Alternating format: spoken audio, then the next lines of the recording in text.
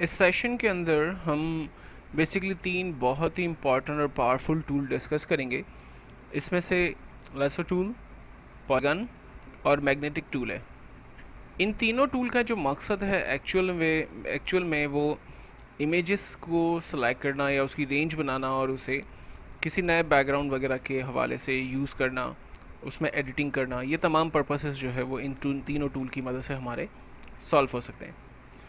साथ ही साथ मैं आपको ये बता दूं कि जब हम कोई भी इमेज या न्यू पिक्चर को डाउनलोड करते हैं, अपने फ़ोटोशॉप के ऊपर लाते हैं, ओपन करते हैं, तो आम तौर पे वो बैकग्राउंड लेयर पर आती है और वो लेयर लॉक होती है।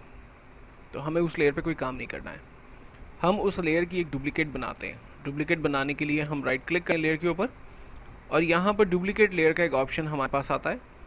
हम इसकी मदद लेकर जब ओके करते हैं तो हमारे पास एक न्यू लेयर जो है वो क्रिएट हो जाती है, जस्ट लाइक डुप्लीकेट। हम अपनी बैकग्राउंड लेयर को लॉक करते हैं और जो भी काम करेंगे अब हम वो बैकग्राउंड की कॉपी लेयर जो कि अनलॉक है उसके ऊपर हम काम करेंगे। कोशिश करते हैं कि हम ओरिजिनल जो पिक्चर है उसके ऊपर कोई काम ना करें ताकि हमारी मास्टर फाइल के अंदर कोई भी चेंजिंग्स ना हो, वो ओरिजिनली रहे। हम जो भी बनाएं कॉपी उसके अंदर हम काम करें ताकि अगर वो ख़राब भी हो जाए तो हमारी मास्टर फाइल जो है वो एज अ बैकअप हमारे पास रहे, उसके अंदर कोई भी प्रॉब्लम क्रिएट ना हुई हो।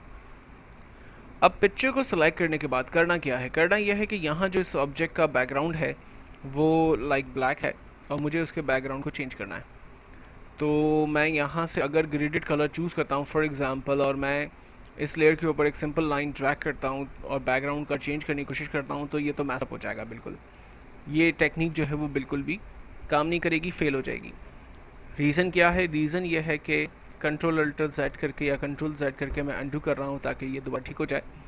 रीज़न ये है कि ऑब्जेक्ट यानी इमेज और उसका बैकग्राउंड एक ही लेयर पर है, तो डेफिनेटली जब हम एक के ऊपर काम करेंगे तो दूसरे के ऊपर इसका इफेक्ट खुद ब खुद आएगा। ये चीज़ हम पहले भी डिस्कस कर चुके हैं।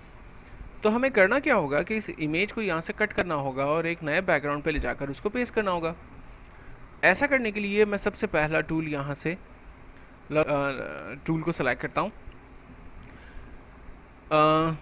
इस टूल का जो बेसिकली मकसद है वो जस्ट लाइक पेंसिल की तरह, जिस तरह से आप रेंज बनाते हैं ये उसी तरह से रेंज बनेगा। आपने क्लिक प्रेस करके रखना है। पेंसिल को जिस तरह से लिखने के लिए कॉपी के ऊपर प्रेस करके रखना पड़ता है, इसी तरह से रेंज बनाने के लिए मुझे स्टार्ट से क्लिक करके रखना पड़ेगा और रेंज मैंने ख़त्म नहीं करनी है। और ये ख्याल रखना है कि जहाँ आपका स्मूथ माउस जो है वो करेगा उतनी बेहतर जो है वो रेंज की क्रिएट होगी। अगर आपकी रेंज जो है वो माउस जो है वो आपका सिंपली सही वर्किंग नहीं कर रहा होगा तो डेफिनेटली जब इसका आउटपुट निकलेगा तो वो उतना ही ख़राब निकलेगा। मैं पूरी कोशिश कर रहा हूँ कि रेंज को जो है वो बहुत ही स्मूथ और अच्छे तरीके से यूज़ करूँ। ये सब कुछ जब वो जितनी ज़्यादा प्रैक्टिस और जितना ज़्यादा वर्क करेंगे डेफिनेटली उतना ही हाथ आपका साफ़ होगा। और दूसरी जो बहुत इंपॉर्टेंट चीज़ है, सर मुझसे स्टूडेंट कहते हैं कि जी हमारी रेंज जो है वो ड्रॉप हो जाती है, तो प्लीज़ अपने माउस का जो है वो बड़ा ख्याल रखें। माउस अच्छी क्वालिटी का कोई यूज़ करें, ऑप्टिकल माउस यूज़ करें। उनकी वजह से भी जो है वो रेंज अक्सर ड्रॉप हो जाती है और हमारा काम जो है वो सारा बिगड़ जाता है। एनीवे, मैंने रेंज यहाँ पर एक सिंपल जो है वो क्रिएट कर दी।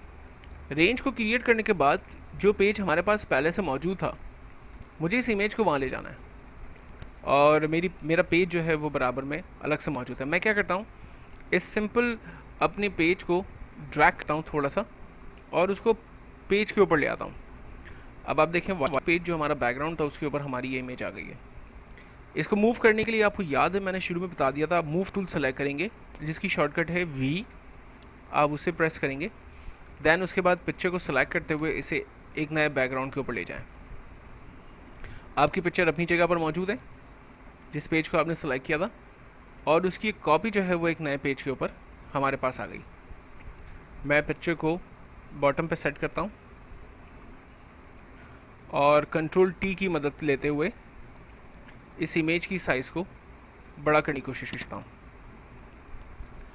ये पिक्चर जो है वो मेरे पास एक नए बैकग्राउंड पे आ चुकी है। चूँकि पिक्चर जो है वो ओरिजिनली मैं कोशिश की थी कि जब मैं नेट से इसे डाउनलोड करूँ तो लार्ज साइज़ के अंदर डाउनलोड करूँ। अक्सर ये होता है कि स्टूडेंट्स ये कहते हैं कि जी पिक्चर जो है वो बड़ी करने से टूट जाती है। तो उसका सिंपल रीज़न ये होता है कि आप जब पिक्चर सेलेक्ट करते हैं गूगल से या कहीं से भी, या मोबाइल से आपने डाउनलोड की हुई पिक्चर्स अपने सिस्टम पे लाते हैं, तो वो पिक्चर की जो रेजोल्यूशन होती है वो बहुत ही नॉर्मल होती है, बहुत लोकल होती है, जिसकी वजह से पिक्चर को ज़रा सा बड़ा करने से वो पिक्चर टूटना शुरू हो जाती है। तो मैं रिकमेंड करूँगा कि जब आप गूगल से पिक्चर्स को डाउनलोड करें तो उसमें एक लार्ज साइज़ पिक्चर्स दिया हुआ होता है, आप उस कैटेगरी में जाकर पिक्चर्स को सर्च करें। क्योंकि आप प्रैक्टिस फेस में हैं तो जितनी आप बेहतर रेजोल्यूशन में पिक्चर्स को सर्च करेंगे उतना बेहतर रिजल्ट बना पाएंगे और किसी और को प्रेजेंट भी कर पाएंगे। और अगर आप कैमरे से पिक्चर निकाल रहे हैं तो अगर आपके पास डिजिटल कैमरे हैं तो डेफिनेटली आपको मालूम है कि वो हाई पिक्सल्स के ऊपर होते हैं, उनके रिज़ल्ट जो है वो काफ़ी शार्प होते हैं एज़ कम्पेयर टू मोबाइल के लोकल मोबाइल्स के कैमरा के हवाले से। तो हमने पिक्चर को यहाँ पर सिंपल कट करके अपने न्यू पेज पे ड्रॉप किया। अब मैं यहाँ इसका बैकग्राउंड ऑलरेडी आप देख सकते हैं वाइट आ रहा है, मज़ीद चेंज करना चाहता हूँ। मैंने एक नई लेयर के ऊपर काम करना है। इस लेयर के ऊपर अगर मैंने काम किया तो क्या होगा, हमारी जो बैकग्राउंड ये जो इमेज है ये इसी के ऊपर एडिटिंग हो जाएगी। तो मैंने एक न्यू लेयर सेलेक्ट की लेयर 2 के नाम से, और मैंने यहाँ से ग्रेडेड कलर को सेलेक्ट किया। प्रॉपर्टी में यहाँ से ग्रेडेड की कलर की रैम्बो शेडो सेलेक्ट करता हूँ और जस्ट लाइक मैंने एक सिंपल लाइन ड्रॉ की। आप देखें ये एक इमेज ग्रेडेड कलर जो है वो फिल हुआ। अच्छा, ये भी मैं आपसे पहले डिस्कस कर चुका हूँ कि जो लेयर ऊपर होगी वो हमें पहले नज़र आएगी और बाद वाली लेयर जो है वो डेफिनेटली बाद में नज़र आएगी। तो क्या हुआ इस वक्त, ग्रेडेड कलर जो है वो चूँकि ऊपर वाली लेयर पर है तो हमारी इमेज जो है वो गैप हो गई।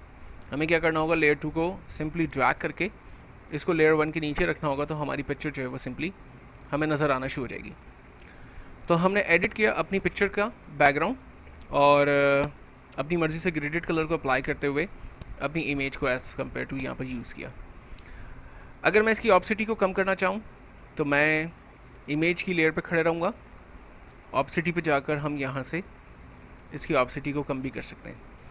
ये जस्ट फॉर आइडिया के लिए मैं बता रहा हूँ, लेकिन मैं एक और इमेज को यहाँ से कट करके इस पर लाऊँगा जो आगे आपको बताऊँगा, और हम 2 या 2 से ज़्यादा पिक्चर्स को एक नए बैकग्राउंड के ऊपर ऐड करने की कोशिश करेंगे। ये तरीका भी मैं आपके साथ अभी डिस्कस करने जा रहा हूँ। बहरहाल हमने एक टूल जो है वो लासो टूल डिस्कस करने की। नेक्स्ट हम लोग टूल को चेक करते हैं। इमेज जो हमने पहले से बनाई हुई थी, हमने पहले से ओपन की हुई थी, इसको अगेन ओपन करते हैं और कंट्रोल डी सेलेक्ट करके इसकी रेंज को ख़त्म करते हैं। अब इस पिक्चर को मुझे दोबारा से अपनी इस प्रॉपर्टी लाइन के साथ ऐड करना है, तो इसका सिंपल तरीका ये होगा कि इसको स्लोली ड्रैग करें और इस प्रॉपर्टी लेयर पर लाकर इसको छोड़ दें। आप देखें ये दोनों जो फ्रेम्स है वो एक साथ होगी। राइट नाउ मुझे इसकी नीड नहीं है, तो मैंने इसको सिंपली क्लोज़ किया और मैं इसको नो करके क्लोज करता हूँ और एक नई पिक्चर लाने की कोशिश करता हूँ। मैं फाइल में जा रहा हूँ और ओपन की कमांड का इस्तेमाल करता हूँ एंड देन थंबनेल में से हम थोड़े से कुछ नए इमेजेस को सर्च करते हैं। लाइक एक इमेज में ये लेना चाहता हूँ